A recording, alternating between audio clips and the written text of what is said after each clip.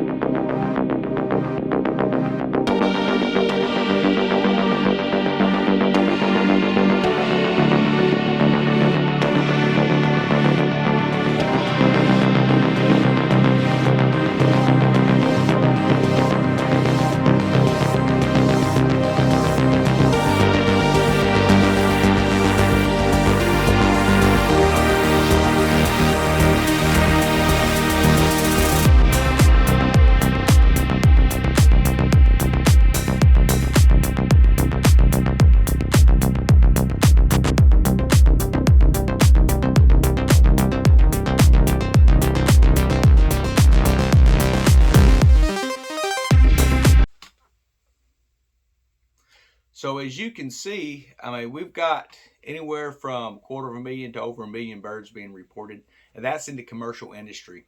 So if you're interested in reading that article, it's on Reuters, and this is going to not just affect the meat that we see in the store. This is going to affect our eggs as well. So it's egg-laying flocks. It's going to be the broiler flocks. If you've ever bought a chicken at the store, whole chicken, and a lot of times if you're buying the chicken breast and chicken legs and things like that, those are coming from broiler chickens. Those are not your common yard bird layers. So we're going to see those prices go up. We're going to see a decrease in availability of that type of meat. Already chicken meat has doubled in price, which is just ridiculous. You used to be able to get 10 pounds of chicken for like $6, and this has just been a few months ago. And now I think the last time I looked, it was about $18, something like that. So the prices are going up. The availability on all of our foods that we're looking at. So with this conflict in Ukraine, the reason that is added in there is they are one of our suppliers of wheat and corn as well. And with the fertilizer industry that we used to get a fertilizer imported, the price is going through the roof on that. We went from $250 for a metric ton to almost $1,000 for a metric ton. That's going to affect the availability of the fertilizer that we have in this country as well, because of course my response was, well, we have plenty of chicken farms and things like that, so we could get a lot of those that fertilizer ourselves. Well, if you're not having any chickens and you're having to kill off your flocks, you're not going to have that availability of fertilizer. So if you're keeping chickens, if you're keeping quail, here's my recommendation to you right now. Do not free range your birds. This virus is being spread by wild flocks. Understand those numbers that are posted up there, those are for the commercial industry. That's not including private farms. That's not including backyard birds. That's not including the millions, millions of birds that are dying from the bird flu that are wild. And they are flying across the country right now. A lot of these states, as it warms up, they're going to continue north. So this will probably spread into Canada if we have any Canadians watching this.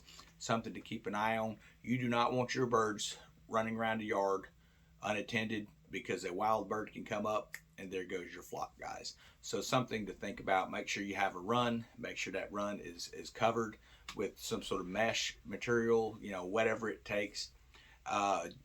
We need to be on a active spectrum on this prepping stuff. Prepping is not just we put some food back in our pantry. That is a great start, do not get me wrong.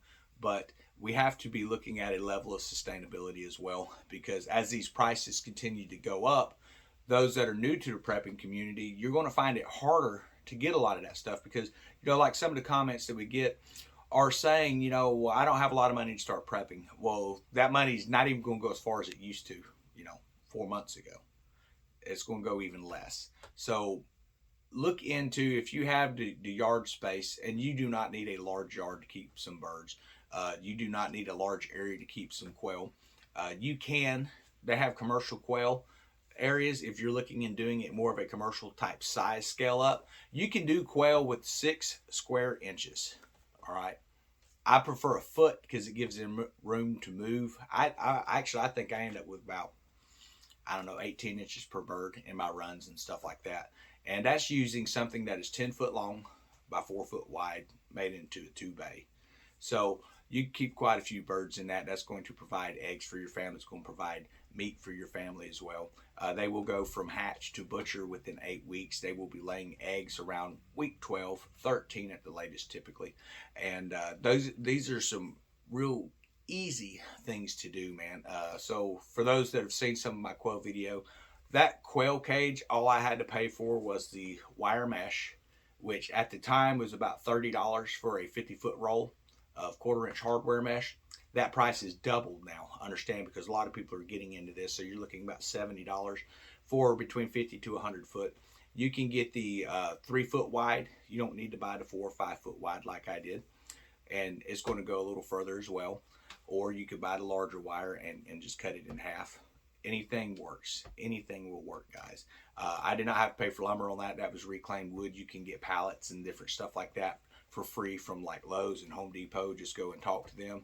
Tell them you would like to get some reclaimed pallets, and they're going to tell you to go in the back and you're going to get all the wood you can carry, and it's not going to cost you a thing. Now, you will have to break those pallets down. I recommend that you break them down and load them in your vehicle, because you're going to fit more in there than just sticking a whole pallet in the trunk of your car. So if you break it down, they'll have an area where you can break those down. It's really nice the way they set it up, because they have to pay money to recycle that stuff. So they just say, hey, if you want it, come get it. And always look at the wood that you're getting on the pallets. If you don't like the pallet and there's not much lumber from it, then hey, don't take that pallet. Don't break it down. Or maybe there's just one busted board that you may have to cut off. Maybe you could use it as a door. Think when you're using these types of plans. Same thing with your chicken coops and things like that. I just went and bought a cheap shed, a garden shed from Walmart. It's like $200 or something like that.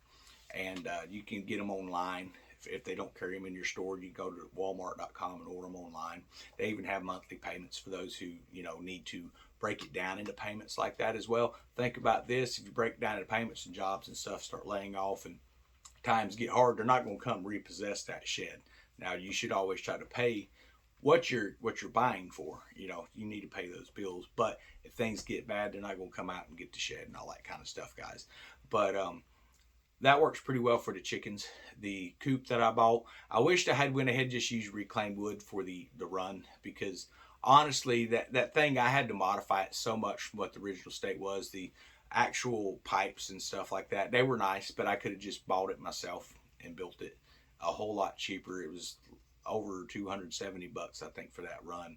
And by the time I actually invested and had to come in and re-secure it with hardware cloth and all that kind of stuff, I was pushing probably, $400 with all the materials I had to do to beef that thing up. $400 can buy you quite a few 4x4s and plenty of chicken wire, and you could probably do 3 or 4 times that size for that price. So but I wanted to try some of these products out. I wasn't impressed with the initial stuff. Now it's been beefed up. I think it's going to last quite a while. It is galvanized steel, but we need to really take it serious what's happening in our society today. We need to understand what's happening. We can't sit back with a melancholy type of a mentality, thinking, okay, well, this happens sometimes. The fuel prices are going through the roof, so I made a run out. Just go ahead and top the Jeep off. And when it hits 1/4 of a tank, I top it off. Typically what I'll do is I'll take fuel from my fuel stores, top the Jeep off, and then go and fill the tanks up. That way I have fresh fuel set back all the time. That's how I would recommend doing it. Diesel prices are through the roof. I mean, I haven't seen, $5 for diesel in a while, but I fully expect before this week's out, it's going to be closer to 6. So for our truckers that are having to deal with that, man, I hate that. It is bad. We're going to be seeing prices climb up. You have to understand fuel prices affects everything from the person that's planting the garden, the equipment that's used to come out of the garden, the energy that's used to pull that stuff and process it, and then our truckers, the amount of fuel that they're having to pay to freight this stuff across the country. And maybe it's coming from another country. These fuel prices on the rise. They're not going to eat it. We're going to eat it. We're going to eat those prices. That's what's going to happen. The prices of everything are going to continue to climb. The supplies that we have in the store, they're going to continue to dwindle. With a lot of these farms, they're already struggling. And you have to remember that every year we have natural disasters from these storms and just all kinds of stuff that can go wrong. And it always interrupts how much crop comes out of those gardens. Now, with the fertilizer industry going up on the prices the way they have, we're going to see a reduced crop just from that. Plus, we're not even coming into, we're just starting to come into some of these bad storms. There were some tornadoes, record-setting tornadoes, guys, up in the Midwest that decimated entire farms. Everything gone. So they're going to have to rebuild those things. Now, are they going to be able to get crops into the fields and things like that? I hope so. But with everything that's happening, they may not be able to get their harvests in. They might not be able to get the crops put in the ground. And that's going to affect us at the grocery store as well. So we need to look at as many avenues as we can. If you don't have a yard and you can't do birds, hey, I understand. You can go out into Walmart. You can use little containers and stuff. You can plant some plants and put them in a windowsill. If you can't afford to buy the LED lighting and stuff like that, or some kind of a grow light, hey, I understand, put it in the windowsill. You're going to have something to eat. It may not produce as much, but a little bit is better than nothing. I would not recommend going out and buying the already, started plants that they sell at stores. A lot of those are genetically modified from the aspect of when you go to grow it and you take it and you take the seeds, you're not going to get that same type of a vegetable or whatever you're growing there. It's going to be different.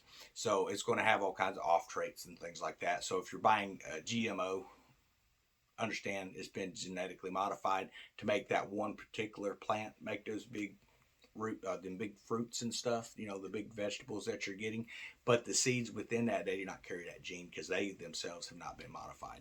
So try to get your heirloom seeds and things like that. So you're going to get the same type of crop when you take those seeds. If you start off with a pack, and you might look at packs, well, there's only 20 tomato seeds in.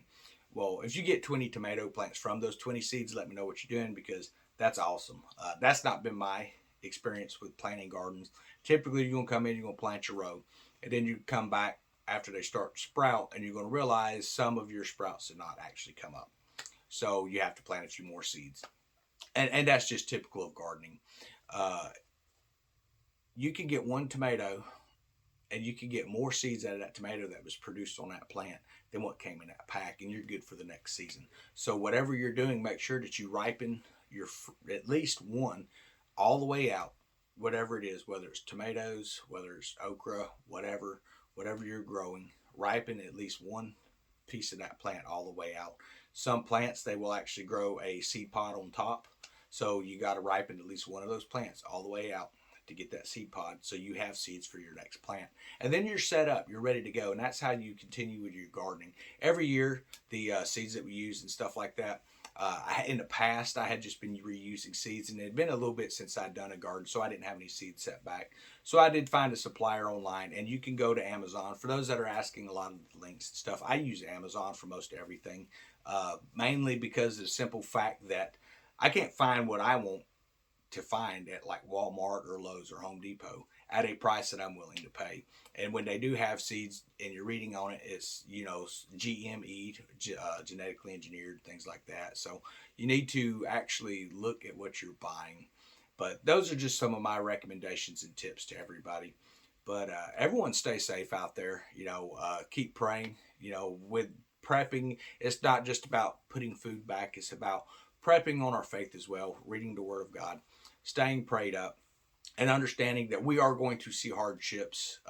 It doesn't matter if you've been prepping for 2 months or 2 years or 20 years, you're going to run into a scenario where something is not going to be exactly the way that you thought it was going to be. And we can prepare as well as we can, but when it all comes down to it, it's going to come down to faith, guys. So, again, keep prepping, keep hitting them stores as you can, get what you can. Understand that buy what you can, and then the stuff that you don't need, there are going to be needy people in the future, and then you can pay those blessings back forward. If you do not prep and you go, well, I'm just going to buy one and leave these two on the shelves. Well, them two on the shelves, they're not going to do anybody any good. It's not going to get prepped back. It's not going to get set back. It's not going to pay it forward to somebody else. It's going to get wasted. I've seen a lot of people, they'll buy canned goods and then throw them away after 6 months because they feel that they're no good. And the best by date will still have a couple of years on it. So understand there are wasteful people out there. So it's better to get that food in your pantry so you can take and pay that blessing forward as well. So I hope that kind of clarifies where I stand on some things. We finally have our rain coming in, which is great. It's been raining since about 3 o'clock last night. The chickens are they're not really sure what they're doing out there. This is their first big rain, but they seem to be doing good. They have access to the coop. Not looking forward to the mud, but it is what it is. But they seem like they're adjusting pretty good. The quail, they do fine. If you're doing quail outside, guys, don't freak out because they're not going into their sheltered nesting box areas when it rains. They will stand right out in the rain. They don't care. They enjoy it. They get out, they shake around in it, kind of like a bird bath type deal for them. But you can have that area where they can get in to get warm and get dry. It's always nice to add that in there. And then our garden, we went out. I think I put a video up of that. Sorry, guys. Where I went out and actually had moved some of the compost manure around, and instead of putting that directly on the plants, you set it next to the row because I want to encourage my roots to dive down, and as they're diving down, they're going to be finding the nutrients that are leaching into it, and it's not burning the upper roots on that plant. So you have to be real careful with what you do. The garden out there, it seems to me like it's doing pretty good. I mean, I'm probably about 3 weeks from seed. That's when the plant first pops out of seed. And to me, they seem to be doing very well. They had a initial fertilization from some of the quail manure, some of those plants did. And that worked really good with the compost tea. I may have diluted it a little too much, but it still did do something. So I'm expecting to see after we have these rains and we get some sunny days, we'll go and get out there. And I'm expecting to see like double the size in plants would be great. But if you're looking at composting and things like that as well, add some quail to your little homestead there. Add some chickens. Now, quail manure is not as hot in nitrogen as say chicken manure, but it is still pretty hot. So you have to be careful with that stuff, guys. But we're going to have our live stream tonight. Looking forward to seeing some of our new members, get to know everybody. And for the members that have been with me for the past year, guys, can't wait to catch up with you and see what's going on. We're going to discuss some of this a little bit more in depth with some of the bird flu stuff. But I really want to kind of focus on what's happening with the Ukraine and the way we're dealing with it in this nation as well. So tonight's live stream is going to be titled Pinky and the Brain. So if you're trying to determine which one is Pinky, which one's the brain, remember one's a genius and the other's insane. But the answer to that is probably going to surprise you because insanity can look a lot like genius. So for those who have never seen the cartoon, if you want to know kind of where I'm coming from tonight, look that up. It was an old Animaniacs cartoon back in, I guess it was around the 90s or so. And it was pretty funny. It was 2 laboratory mice that had spliced genes. One of them was real smart. And he was, my opinion, Pinky was actually the genius and Brain was the one that was insane. He's the one who was always wanting to take over the world. The insane one. And then Pinky was always throwing the monkey wrench into it. So honestly, I don't really see where either one of, Biden or Putin over there, neither one of them to me are screaming genius in this. They've not thought about the long-term ramifications, or maybe they have. Maybe they're playing a script to do exactly what we see happening across the world, which is economies failing. When the economies fail and there's no food available, who's going to survive? The marauder or the one that is prepped? You got to understand, if your idea is that you're going to just run around with a gun and take what you want, understand most preppers, even when they're not showing it, they are prepped for those situations as well. Prepping is not just setting some food back. Prepping is creating a community. It is training your family, getting everybody on the same page where you can survive. So we'll talk to everybody tonight, guys.